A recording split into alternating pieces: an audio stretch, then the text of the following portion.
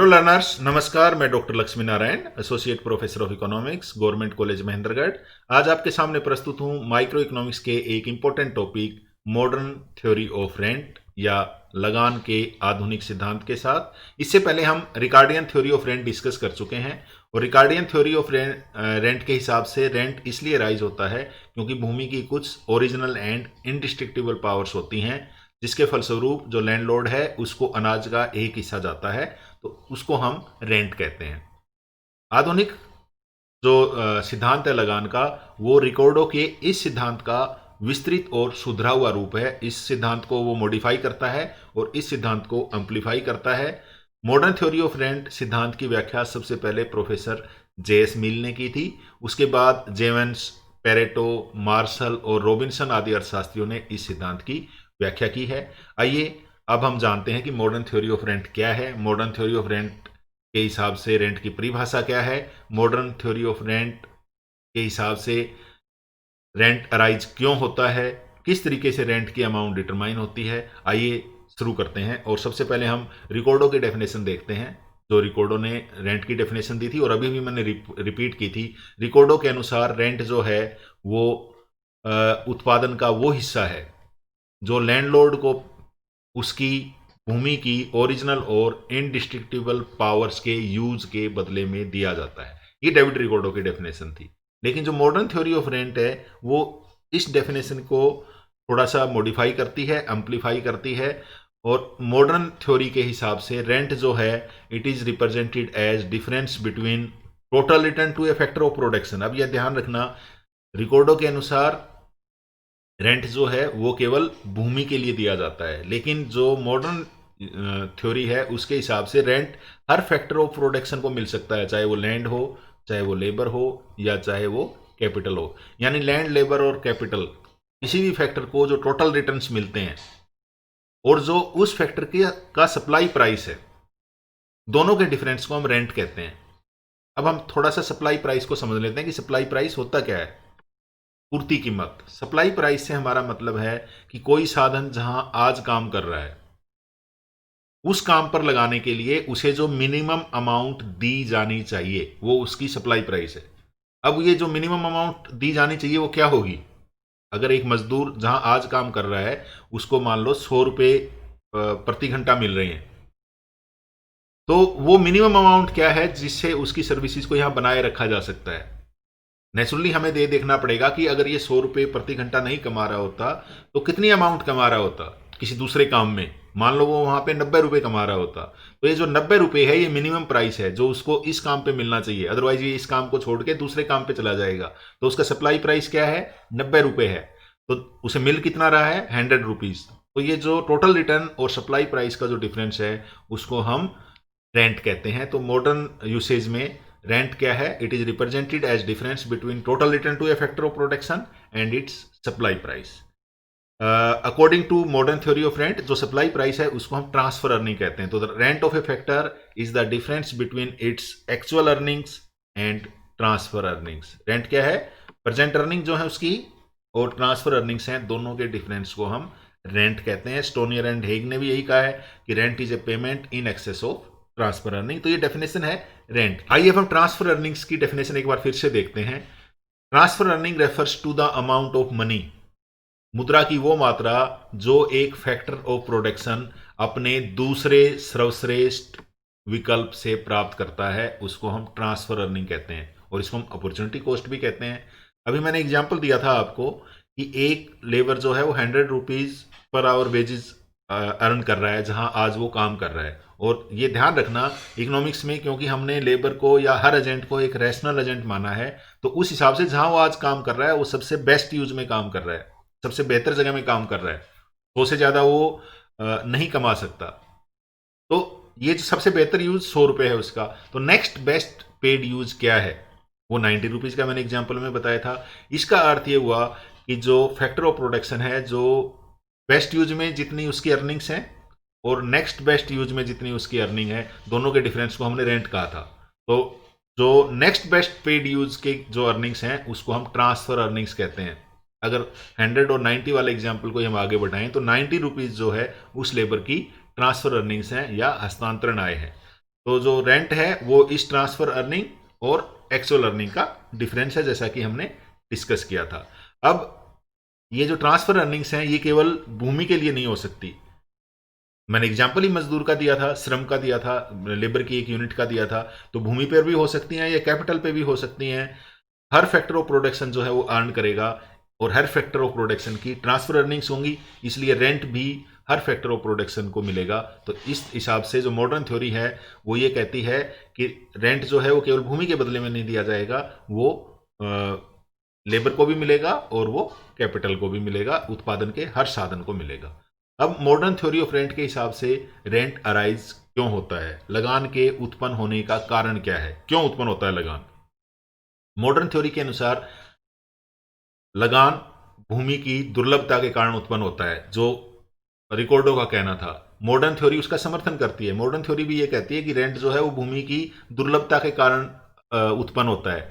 लेकिन जो स्क्रैसिटी of land की बात डेविड रिकॉर्डो ने की थी, मॉडर्न थ्योरी ये कहती है कि केवल लैंड स्क्रैच नहीं है, सप्लाई ऑफ दूसरे अदर फैक्टर्स जो हैं जैसे लेबर और कैपिटल हैं वो भी स्क्रैच हो सकते हैं, वो भी दुर्लभ हो सकते हैं, उनकी भी सप्लाई डिमांड से कम हो सकती है। इसलिए income earned by this factors, labour और capital, in excess of their minimum income is called economic rent. तो according to modern theory economic rent जो है वो केवल लैंड को नहीं अराइज होगा, वो लेबर एंड कैपिटल को भी अराइज होगा। प्रोफेसर वाइजर ने रेंट के अराइज होने के कारण को दूसरे तरीके से डिफाइन किया है। उन्होंने फैक्टर ऑफ प्रोडक्शन को दो भागों में बांटा है। सारे जो उत्पादन के जो साधन हैं उनको उन्होंने दो भागों में बांटा है। कुछ साधनों को उन्होंने विशिष्ट साधन का है, स्पेसिफिक फैक्टर का है, और कुछ साधन जो है वो नॉन स्पेसिफिक फैक्टर्स हैं। अब प्रोफेसर वाइजर के अनुसार लगान के उत्पन्न होने का मुख्य कारण साधनों की विशिष्टता है, स्पेसिफिसिटी है। स्पेसिफिक फैक्टर्स कौन से हैं? स्पेसिफिक फैक्टर्स वो हैं जो किसी एक ही यूज में काम आ सकते हैं। जैसे मान लो कोई लेबर कपड़ा उद्योग में काम करता है तो वो केवल कपड़ा उद्योग में ही काम करता है, दूसरे किसी उद्योग में काम नहीं कर सकता, उसकी स्किल्स ऐसी हैं। तो इसका अर्थ ये हुआ कि वो फैक्टर जो है वो स्पेसिफिक है। या अगर मान लो कोई कंप्यूटर इंजीनियर है, वो केवल कंप्यूटर इंजीनियरिंग का ही काम कर सकता है, वो दूसरी किसी जगह काम नहीं कर सकता, तो इसका मतलब वो फैक्टर जो है वो स्पेसिफिक है। ठीक है। अब नॉन स्पेसिफिक फैक्टर क्या है? वो किसी एक यूज में काम नहीं कर सकता, वो मोबाइल है, गतिशील है, एक जगह से दूसरी जगह जा सकता है, एक काम को छोड़ के किसी दूसरे काम पे वो यूज कर सकता है। तो ऐसे फैक्टर्स को हम नॉन स्पेसिफिक फैक्टर कहते हैं। प्रोफेसर वाइजर के अनुसार जो स्पेसिटी ऑफ फैक्टर्स है, साधनों की जो विशिष्टता है, वो रेंट के उत्पन्न होने का मुख्य कारण है। क्योंकि जो स्पेसिफिक फैक्टर्स हैं उनको किसी दूसरे यूज में नहीं रखा जा सकता। जैसे कंप्यूटर इंजीनियर मैंने बताया कि वो केवल कंप्यूटर उद्योग में ही काम कर सकता है, वो किसी दूसरे उद्योग में काम नहीं कर सकता। इसका मतलब जो स्पेसिफिक फैक्टर्स हैं उसके कोई अल्टरनेट यूज नहीं हो सकते, जीरो है। अगर उसको इस काम से निकाल दिया तो दूसरा कोई काम वो कर नहीं सकता, इसलिए उसकी अपॉर्चुनिटी कॉस्ट जीरो है।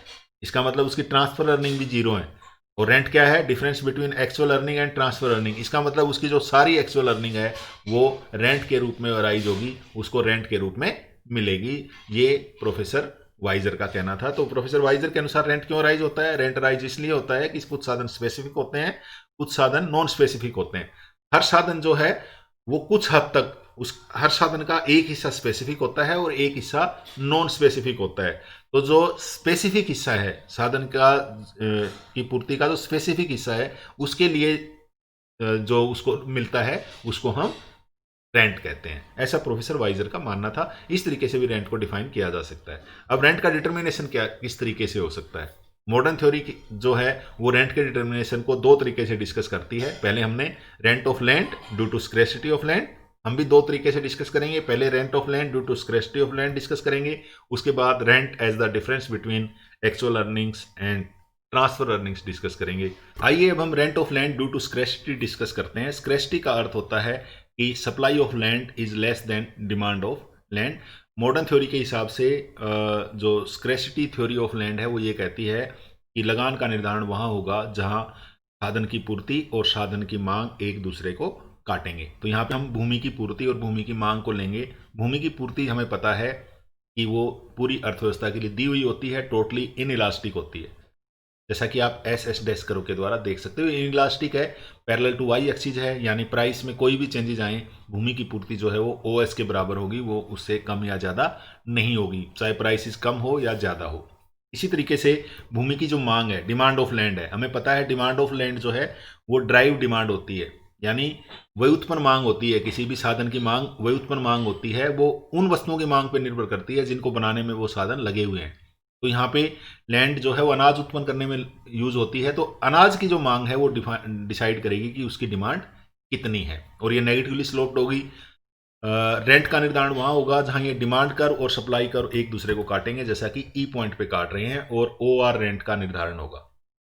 अब अगर किसी कारण से अनाज की मांग बढ़ जाती है तो भूमि की मांग बढ़ेगी, और भूमि की मांग डी डी से बढ़ के अगर D1 हो गई है तो जो रेंट है वो भी ओ आर से बढ़ के OR1 हो जाएगा।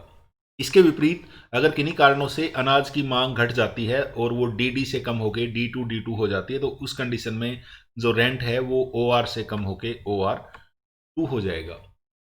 अगर अनाज की मांग और ज़्यादा कम होती है तो एक स्थिति ऐसी आ सकती है जहां पर रेंट जो है वो अक्रू नहीं होगा, वो 0 हो जाएगा। ये स्थिति भी उत्पन्न हो सकती है। तो मॉडर्न थ्योरी ऑफ रेंट के हिसाब से दो तरीके से हमने कहा था रेंट डिटरमाइन करें, रेंट का डिटर्मिनेशन देखेंगे। पहला तो rent of land due to scarcity अगर हम देखते हैं तो जो हमने डिस्कस किया। अब हम रेंट के डिटर्मिनेशन को as a difference between actual earning and transfer earnings देखते हैं। किसी भी साधन की जो ट्रांसफर अर्निंग्स हैं वो उसकी सप्लाई कर्व की शेप और उसकी इलास्टिसिटी पे डिपेंड करती हैं। From the point of view of elasticity of supply there are 3 possibilities. 3 प्रकार की सप्लाई कर्व की शेप हो सकती हैं और उनकी इलास्टिसिटीज अलग अलग हो सकती हैं।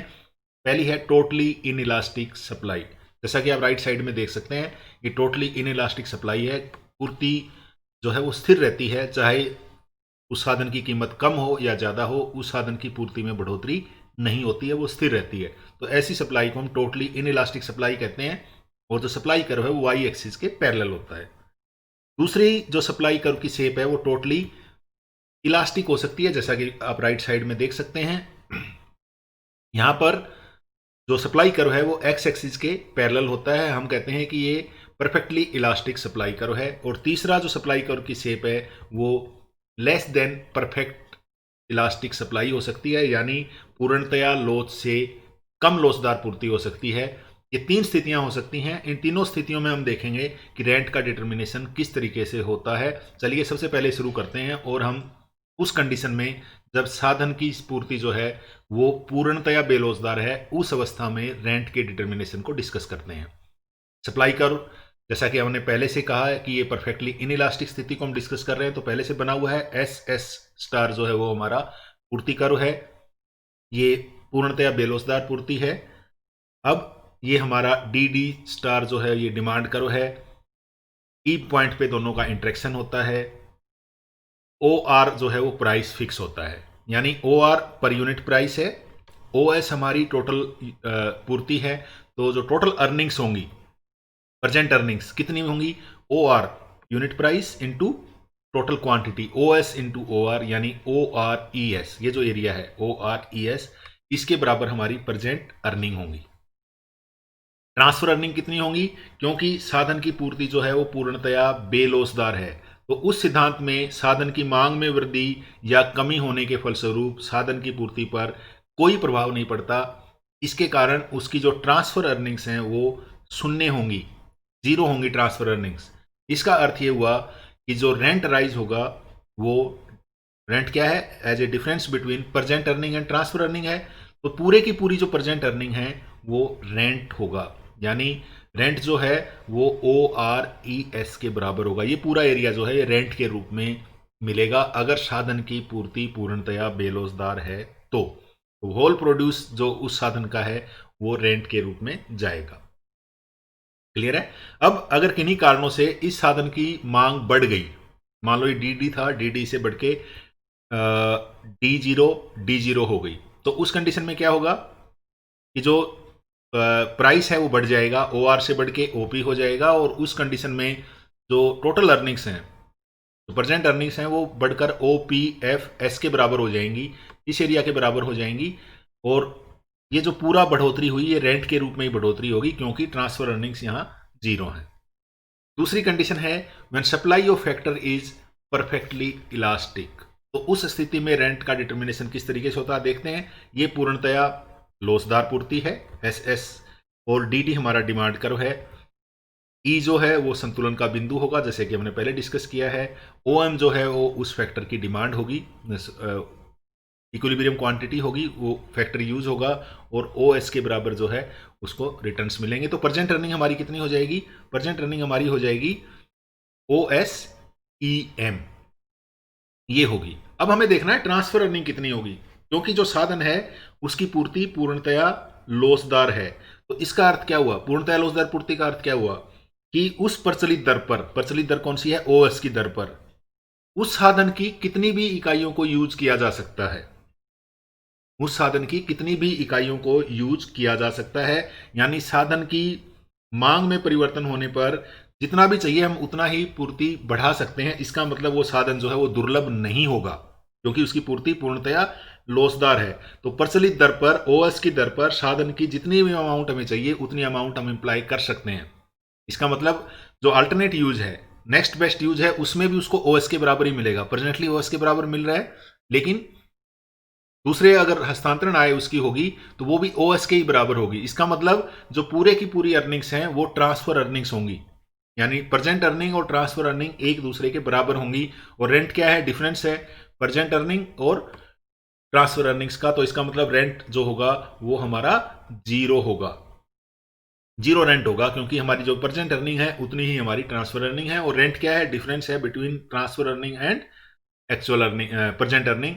दोनों का डिफरेंस क्योंकि जीरो होगा, इसलिए रेंट भी उस भूमि पर जीरो होगा when supply of a factor is perfectly elastic. अब अगर किसी कारण से उस साधन की मांग डी डी से बढ़ के डी जीरो हो जाती है, तो उस कंडीशन में क्या होगा? नया संतुलन बिंदु हमारा एफ होगा, और इस एफ बिंदु पर जो भूमि की मांग है वो ओ एम से बढ़ के ओ एन हो जाएगी। और उस कंडीशन में भी जो उसकी प्रेजेंट अर्निंग है वो ओ एस एफ एन के बराबर होंगी, यानी वो ओ एस सी एम से बढ़ के ओ एस एफ एन हो जाएंगी।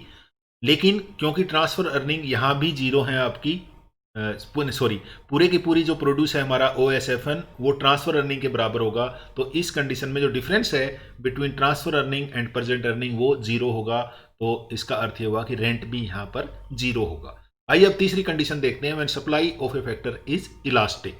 जैसे कि आप देख सकते हैं, एक्स एक्सिस पे unit of factor, Y axis पे प्राइस, एस एस हमारा पूर्ति कर्व है जो इलास्टिक पूर्ति कर्व है, ना तो परफेक्टली इन इलास्टिक है और ना ही परफेक्टली इलास्टिक है। डी डी हमारा डिमांड कर्व है, दोनों ई बिंदु पर काटते हैं। कुल जो उस फैक्टर की डिमांड होगी वो ओ एफ के बराबर होगी, और उस साधन का जो प्राइस है वो ओ एन के बराबर होगा। अब प्रेजेंट अर्निंग हमारी कितनी है? ओ एन ई एफ के बराबर होंगी। लेकिन अगर आप ध्यान से देखें, यहां पे मान लो हमने ए साधन इंप्लाई किया है, तो ये जो ए साधन है ये पूर्ति कर्व इसका यहां है। इसका मतलब इसका जो सप्लाई प्राइस है वो ए क्यू के बराबर होगा, लेकिन इसको जो मिलता है वो ए एन के बराबर मिलता है। यानी ए क्यू वो अमाउंट है जो उस साधन को काम में लगाए रखने के लिए जरूरी है, यानी ए क्यू उसकी ट्रांसफर अर्निंग्स हैं, और उसकी एक्चुअल अर्निंग कितनी है? ओ एन के बराबर है। अगर इसको इसी को ऊपर बढ़ाएं तो वो हमारी ए एच के बराबर उसकी एक्चुअल अर्निंग है, ए क्यू जो है वो उसकी ट्रांसफर अर्निंग है। तो उसके जो रेंट होगा, जो ए फैक्टर ए यूनिट को मिलेगा वो क्यू एच के बराबर होगा, क्यू एच के बराबर उसको रेंट मिलेगा। इसी तरीके से अगर हम बी साधन को देखें तो वो आर आई के बराबर होगा, ये हमारा जे एस के बराबर होगा। सी साधन को डी को के टी के बराबर मिलेगा, और ई को यू एल के बराबर मिलेगा। अगर इसको हम ध्यान से देखें तो ये जो हमारा एरिया है O S E F, O S E F, ये हमारी ट्रांसफर अर्निंग्स हैं। अगर सप्लाई कर्व परफेक्टली इलास्टिक और इनइलास्टिक नहीं है, सिर्फ इलास्टिक है, तो उस कंडीशन में ओ एस ई एफ हमारी ट्रांसफर अर्निंग्स है। एक्चुअल अर्निंग्स कितनी है? O N E F. तो इसका मतलब ये हुआ O N E F minus O S E F. तो क्या बचेगा? ये वाला एरिया बचेगा। ये हमारा क्या है? ये रेंट है। किस कंडीशन में?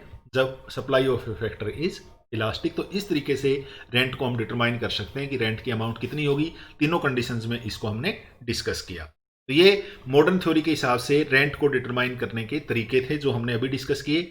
आइए अब हम लगान के आधुनिक सिद्धांत की कुछ महत्वपूर्ण विशेषताएं देखते हैं। रिकॉर्डो के सिद्धांत के अनुसार लगान जो है वो केवल भूमि को मिलता है, लेकिन मॉडर्न थ्योरी ये कहती है क्योंकि भूमि की पूर्ति जो है वो परफेक्टली इनइलास्टिक होती है, इसलिए भूमि पर तो जितनी भी इनकम अराइज होती है वो सारे की सारी रेंट होती है, लेकिन दूसरे फैक्टर्स को भी रेंट मिलता है और वो रेंट उनकी इनकम का एक हिस्सा होता है। यानी लैंड का जो रेंट है वो उसकी इंटायर इनकम है। इसके विपरीत बाकी साधनों की इनकम का केवल एक हिस्सा जो है वो रेंट है। मॉडर्न थ्योरी ये कहती है कि amount of rent depends upon difference between actual earnings and transfer earning, यानी लगान की मात्रा वास्तविक आय और हस्तांतरण आय के अंतर पर निर्भर करती है आधुनिक सिद्धांत के अनुसार। मॉडर्न थ्योरी ये कहती है कि रेंट उस समय राइज होता है जब सप्लाई ऑफ फैक्टर या तो परफेक्टली इनइलास्टिक हो या लेस इलास्टिक हो, लेकिन अगर परफेक्टली इलास्टिक है तो कोई भी लगान उस फैक्टर को नहीं मिलता है। तो ये फीचर्स हैं मॉडर्न थ्योरी ऑफ रेंट की जो हमने अभी अभी डिस्कस की थी।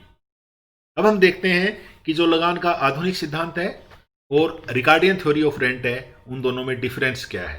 सबसे बड़ा डिफरेंस है, रिकॉर्डो के अनुसार रेंट जो है वो केवल भूमि में मिलता है, जबकि आधुनिक अर्थशास्त्रियों के अनुसार रेंट जो है वो हर फैक्टर ऑफ प्रोडक्शन को मिल सकता है, चाहे वो लेबर हो, कैपिटल हो या लैंड हो, सभी को मिलेगा। दूसरा जो मेन डिफरेंस है, रिकॉर्डो के अनुसार रेंट जो है वो कीमत में शामिल नहीं होता, यानी रेंट जो है वो कीमत को प्रभावित नहीं करता, वो कीमत को निर्धारित नहीं करता, वो कीमत के द्वारा निर्धारित होता है। ये रिकॉर्डो का मानना था कि लगान जो है वो कीमत में शामिल नहीं होता है,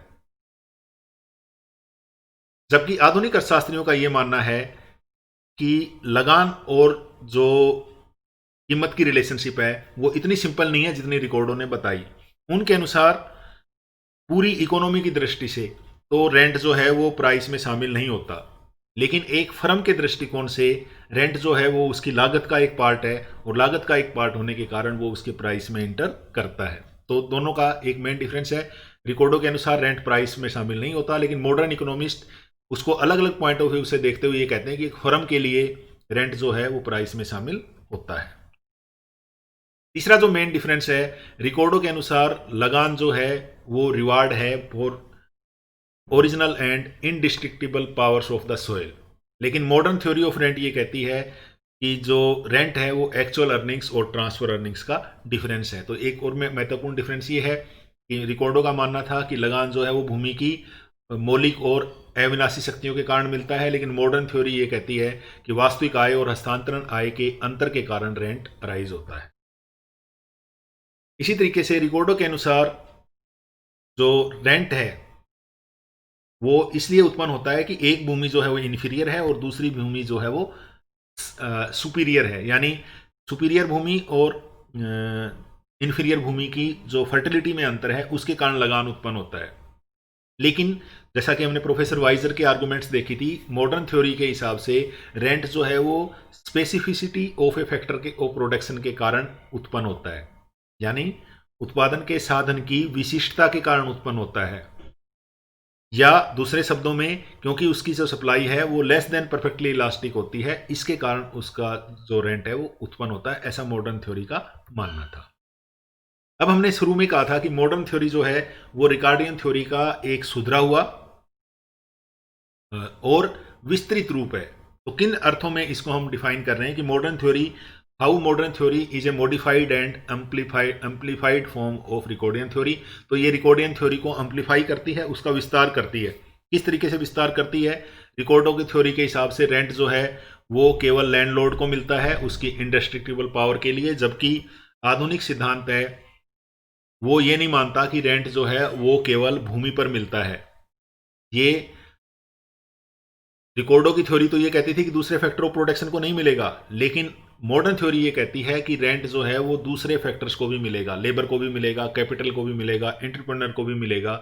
उसका रीजन ये है कि रेंट उस समय उत्पन्न होता है जब एक फैक्टर विशिष्ट हो जाता है या इसकी सप्लाई जो है वो लेस देन परफेक्टली इलास्टिक होती है। तो बेसिकली इसको हम एम्प्लीफिकेशन ऑफ रिकॉर्डो थ्योरी इसलिए कहते हैं कि ये रिकॉर्डो की थ्योरी को आगे बढ़ाता है। रिकॉर्डो के अनुसार लगान केवल भूमि के लिए मिलता है, जबकि आधुनिक सिद्धांत के अनुसार लगान केवल भूमि को नहीं, वो सब बाकी सभी साधनों को भी मिलता है, और उसके उत्पन्न होने का कारण ये है कि due to specificity of factor और due to less than perfectly elastic supply of a factor, उसको लगान उत्पन्न होता है। तो ये basically amplification of Ricardian theory है।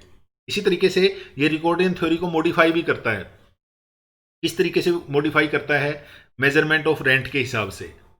मेजरमेंट ऑफ रेंट से हमारा मतलब है कि लगान को किस तरीके से मापा जाता है।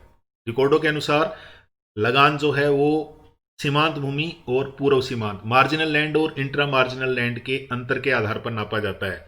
यानी ये मान के चलता है कि कोई ऐसी भूमि भी होती है जिसके ऊपर कोई लगान नहीं मिलता, लेकिन वास्तव में ऐसी भूमि नहीं होती। इसलिए मेजरमेंट ऑफ रेंट जो है वो रिकॉर्डियन थ्योरी में बहुत मुश्किल है, उसको मापा जाना बहुत मुश्किल है। इसके विपरीत जो हमारा आधुनिक सिद्धांत है वो लगान को लेता है between transfer earnings and actual earnings, यानी एक्चुअल अर्निंग्स कितनी है और ट्रांसफर अर्निंग्स कितनी है। ट्रांसफर अर्निंग्स को मापना आसान है, एक्चुअल अर्निंग्स तो हमें पता ही है किसी भी साधन की, लेकिन ट्रांसफर अर्निंग्स को भी मापना आसान है। इसलिए रेंट का मेजरमेंट जो है वो आधुनिक सिद्धांत है उसके हिसाब से बहुत आसानी से किया जा सकता है। इस आधार पर हम कह सकते हैं कि आधुनिक जो सिद्धांत है वो रिकॉर्डो के सिद्धांत का सुधरा हुआ रूप है। इसी तरीके से लगान के उत्पन्न होने का जो कारण है, causes of emergence of rent, rent उत्पन्न क्यों होता है, उस आधार पे भी ये रिकॉर्डियन थ्योरी को मॉडिफाई करता है। लगान के उत्पन्न होने का जो आधुनिक सिद्धांत का तर्क है वो अधिक जो है वो तर्क संगत है, ज़्यादा सही तरीके से उसकी व्याख्या करता है। जो रिकॉर्डो का सिद्धांत था वो ये मानता था कि भूमि की स्क्रेसिटी के कारण जो है वो लगान उत्पन्न होता है। इसके विपरीत जो आधुनिक सिद्धांत है वो ये कहता है कि फैक्टर की स्पेसिफिसिटी या विशिष्टता के कारण लगान उत्पन्न होता है। इसलिए इस आधार पर भी ये उसको ज़्यादा बेहतर तरीके से एक्सप्लेन कर सकता है। एक साधन जितना अधिक विशिष्ट होगा उसको लगान उतना ही अधिक होगा, और जो स्पेसिफिसिटी है उसको मापना हमारे लिए आसान है, उसको मापा जा सकता है। इसी तरीके से रेंट एंड प्राइस की रिलेशनशिप है वो दोनों में अलग है। रिकॉर्डो के अनुसार रेंट जो है वो प्राइस में शामिल नहीं होता, लेकिन आधुनिक सिद्धांत के अनुसार पूरी इकोनॉमी के लिए तो वो शामिल नहीं होता, लेकिन एक उद्योग के लिए उसका एक हिस्सा जो है वो प्राइस में इंटर होता है, लेकिन एक इंडस्ट्री के लिए पूरे का पूरा रेंट जो है वो प्राइस का हिस्सा होता है। तो इस तरीके से जो लगान का आधुनिक सिद्धांत है वो रिकॉर्डो के सिद्धांत का सुधरा हुआ रूप है। इस आधार पे उसको हम सुधरा हुआ रूप कह सकते हैं। तो ये था हमारा आज का ये वीडियो लेक्चर जिसमें हमने लगान के आधुनिक सिद्धांत को डिस्कस किया। इस सिद्धांत के डिस्कस करने के उपरांत कुछ इंपॉर्टेंट क्वेश्चंस हम देखते हैं। पहला ये क्वेश्चन हो सकता है कि मॉडर्न थ्योरी ऑफ रेंट क्या है, ये रिकॉर्डियन थ्योरी से किस तरीके से अच्छी है, डिफरेंस क्या है रिकॉर्डियन थ्योरी में, रिकॉर्डियन थ्योरी किस तरीके से मॉडर्न थ्योरी जो है वो रिकॉर्डियन थ्योरी का एम्प्लीफाइड और मॉडिफाइड फॉर्म हम किस तरीके से कह सकते हैं। एक क्वेश्चन ट्रांसफर अर्निंग्स पे भी हो सकता है, ट्रांसफर अर्निंग्स क्या होती हैं और रेंट के डिटर्मिनेशन में ट्रांसफर अर्निंग का क्या महत्व है। ये कुछ इंपॉर्टेंट डिस्क्रिप्टिव क्वेश्चंस थे। अब हम कुछ एमसीक्यू क्वेश्चंस देखते हैं। पहला हो सकता है according to modern theory of rent, rent accrues to, यानी आधुनिक सिद्धांत के अनुसार रेंट किसको मिलता है, किसी भी फैक्टर को, लैंड, कैपिटल, लेबर, इनमें से किसको मिलता है। जैसा कि हमने डिस्कस किया था, रिकॉर्डो कहता था कि रेंट सिर्फ लैंड के लिए मिलता है, जबकि मॉडर्न थ्योरी कहती है कि सभी फैक्टर्स जिनकी सप्लाई जो है वो लेस देन परफेक्टली इलास्टिक है या परफेक्टली इन इलास्टिक है उनको मिल सकता है। तो एनी फैक्टर इसका आंसर होगा। दूसरा इंपॉर्टेंट क्वेश्चन बनता है कि अगर कोई ये कहता है कि रेंट जो है केवल डिमांड के द्वारा निर्धारित होता है, तब हम ये पहले से मान लेते हैं कि उसकी सप्लाई जो है वो फिक्स है और एक ही क्वालिटी की है। Supply of land is variable and of unequal quality. Demand of land is perfectly elastic and increasing. The demand for land is perfectly inelastic and falling. इसका आंसर आएगा A, that is the supply of land is fixed and is of same quality. अगर ये होगा तो जो rent है वो केवल स्ट्रिक्टली डिमांड के द्वारा निर्धारित होगा, सप्लाई का उसमें कोई रोल नहीं होगा।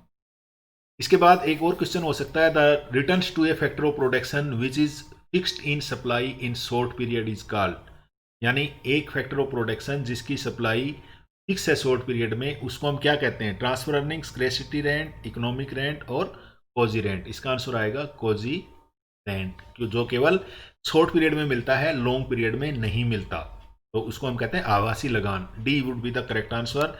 इसके बाद as the cost of production of an individual farmer the rent paid by him, एक इंडिविजुअल व्यक्ति के लिए, एक इंडिविजुअल उत्पादक के लिए रेंट उस जो वो पे करता है, क्या वो उसके प्रोडक्ट के प्राइस में जुड़ता है या नहीं जुड़ता है, क्या वो अनजस्टिफाइड है या नन ऑफ दीज। तो जैसा कि हमने डिस्कस किया था, एक इंडिविजुअल के हिसाब से मॉडर्न थ्योरी ये कहती है कि फर्म के हिसाब से rent paid by a firm is enter always enters into the price of his product. तो A would be the correct answer.